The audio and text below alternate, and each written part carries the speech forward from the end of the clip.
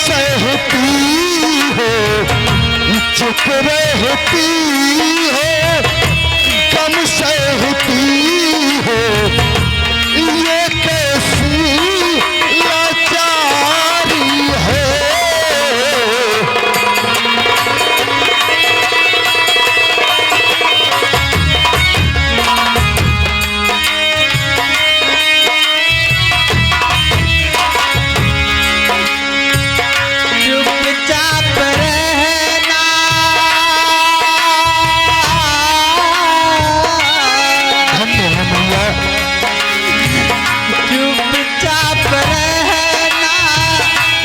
कुछ सहना इसका तो नाम तो नारी है।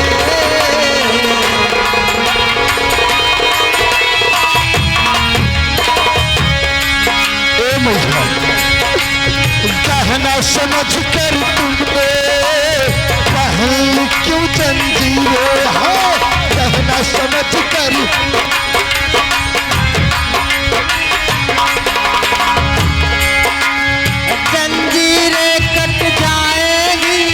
कटती नहीं तकदीरें, हाँ जंजीरें कट जाएगी, कटती नहीं तकदीरें हैं। करम में लिखा जो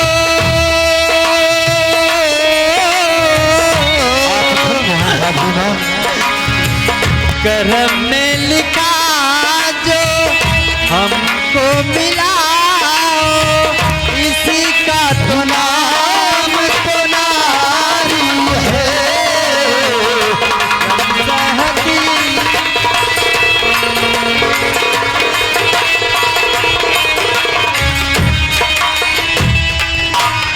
ए मैया चलो चल कर रसोई घर में भोजन दे दो और मैं कॉलेज के लिए चला जाऊं।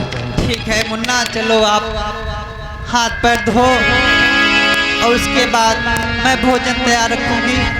ए भाभी माँ, भोजन करो, कॉलेज जाओ मुन्ना। आज शायद तुम्हें पता नहीं है आज मैं कितना खुश हूँ। आज इसलिए खुश हूँ कि धन्य हूँ, धन्य है हम लोग जो कि आप जैसी नारी आकर इस घर की मान मर्यादा देख रही हैं। मुन्ना मेरी भी किस्मत बहुत अच्छी थी कि आप जैसे देवर और इतना सुंदर सा परिवार मिला मुझे। ए मैया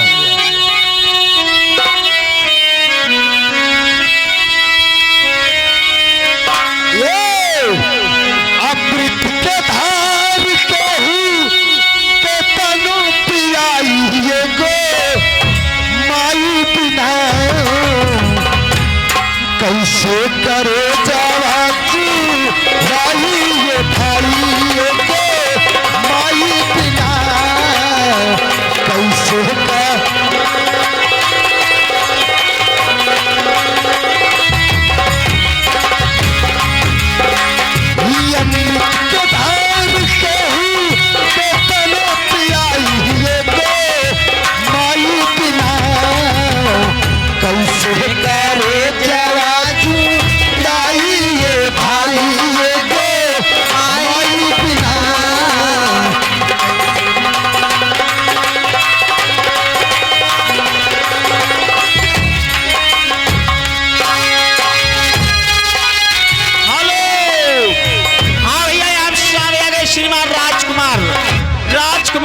मुकाम स्थान पत्थर ताल के रहने वाले हैं। चलती हुई सीन पर और इसी प्रसंग पर अमृत के धार के हो कितनों पियाई माई बिना, इसी प्रसंग पर 51 रुपए का पुरस्कार किए हैं शिवा संगीत कला मंदिर बैदवार की ओर से। धन्यवाद।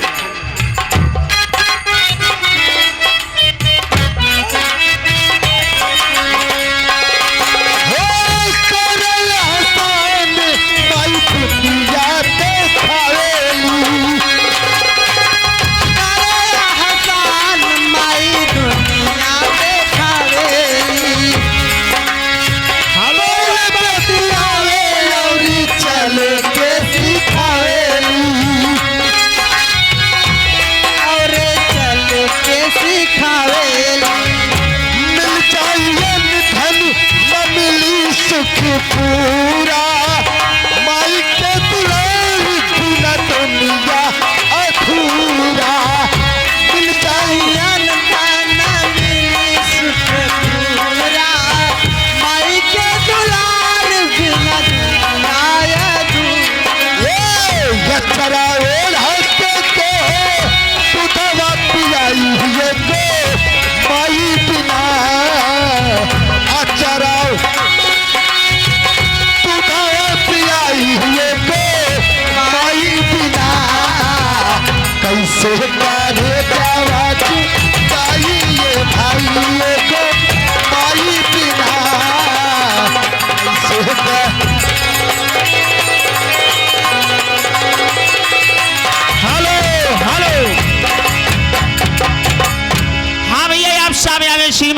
राजकुमार वर्मा।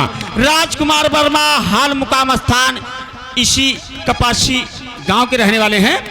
ये साहब चलती हुई शीर पर सादर 11 रुपए का पुरस्कार किए हैं शिवा संगीत कला मंदिर बैद्यवार की ओर से। धन्यवाद।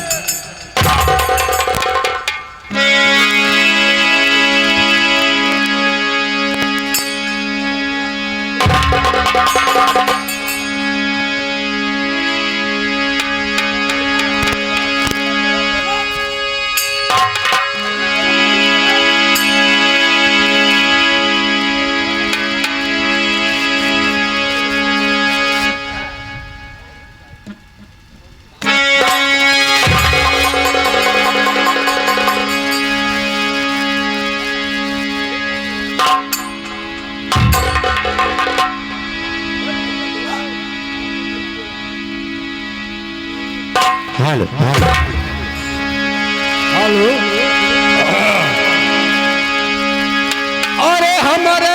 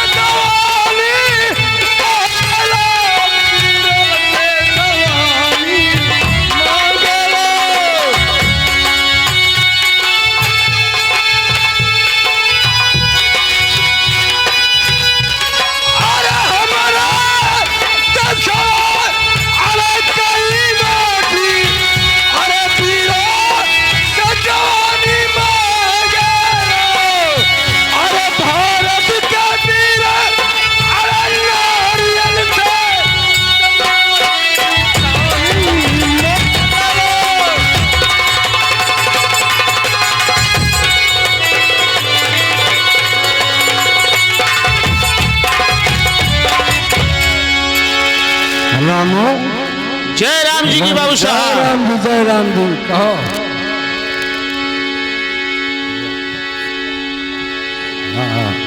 और कहिए बाबू साहब। सब कुशल मंगल है ना? हाँ यार, सब कुशल और खैरियत है ना? सब खैरियत है बाबू साहब। जानते हो? हाँ बाबू मदन सिंह का दरबार है। हाँ हाँ हाँ तो डंका बजता है सारे जहान में। हाँ डंका बजता है सारे जहान में। कांपती है उंगलियां बाबू मदन सिंह के नाम है। लेकिन एक बात है रामू। कहिए बाबू साहब। अगर कहो तो कह डालू या तो यही से विराम लगा दो। नहीं नहीं बाबू साहब, जो कहना है उसे कह डालिए बाबू साहब।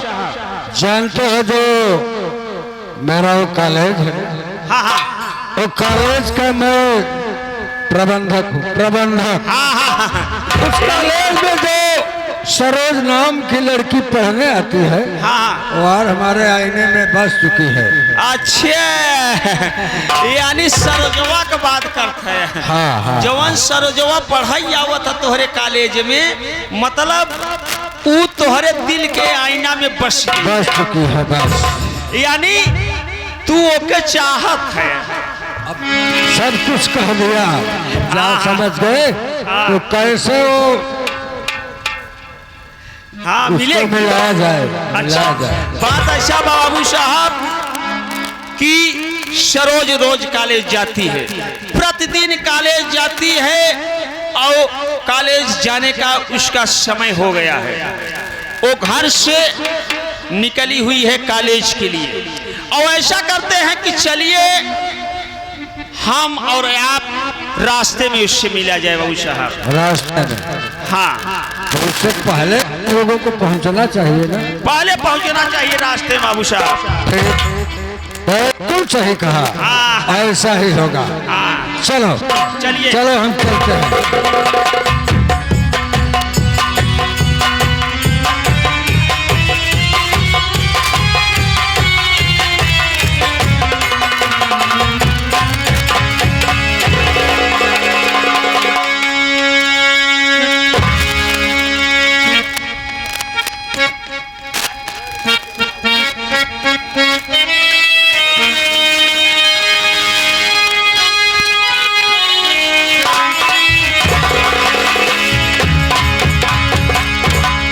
हम भारतवासी हैं, हमें प्रेम से जीना है। हम भारतवासी